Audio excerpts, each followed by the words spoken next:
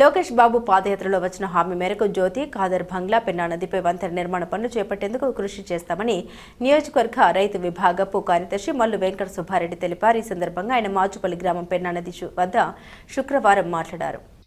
ఈరోజు ఈ విలేకరుల సమావేశం పెట్టడం ఏంటంటే 1988లో జూలై 6వ తారీఖున మన నందమూరి తారక రామారావు గారు శంకుస్థాపన ఇదే ఏట్లో హెలికాప్టర్లో వచ్చి శంకుస్థాపన చేసి పని మొదలుపెట్టాడు. మొదలుపెట్టిన తర్వాత నెల్లూరు జిల్లాకు సంబంధించిన జనార్దన్ రెడ్డికి కాంట్రాక్ట్ ఇచ్చినారు. కొద్ది రోజుల వరకు అయింది, 3/4 భాగం పిల్లర్లు కూడా అయిపోయినాయి.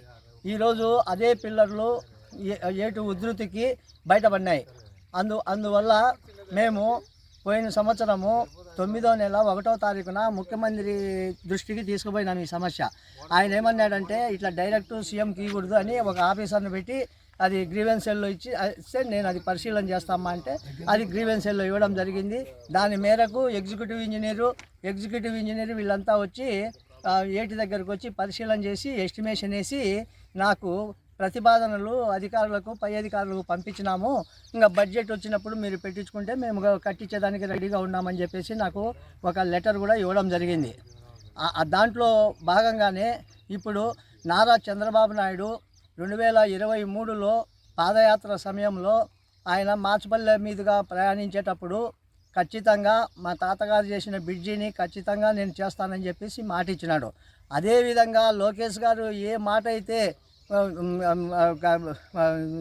పర్యటనలో చెప్పినాడో అది ఒక్కొక్కటిగా అన్నీ నెరవేరుస్తూ వస్తున్నాడు. కాబట్టి ఖచ్చితంగా తాతగారు శంకుస్థాపన చేసిన బ్రిడ్జిని లోకేష్ గారు ఖచ్చితంగా నెరవేరుస్తారని చెప్పేసి నేను మంచి నమ్మకంతో ఉన్న మా గ్రామ ప్రజలైతేమి ఈ ప్రాంత ప్రజలంతా సిద్ధోట మండల వాసులంతా లోకేష్ పైన ఆశలు పెట్టుకొని ఉన్నారు.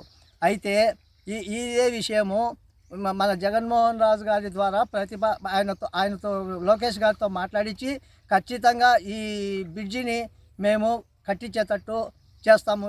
ఈ విధంగా మాకు ఈ అవకాశం ఇచ్చిన వారికి ధన్యవాదాలు తెలుపుతూ విరమిస్తున్నాను.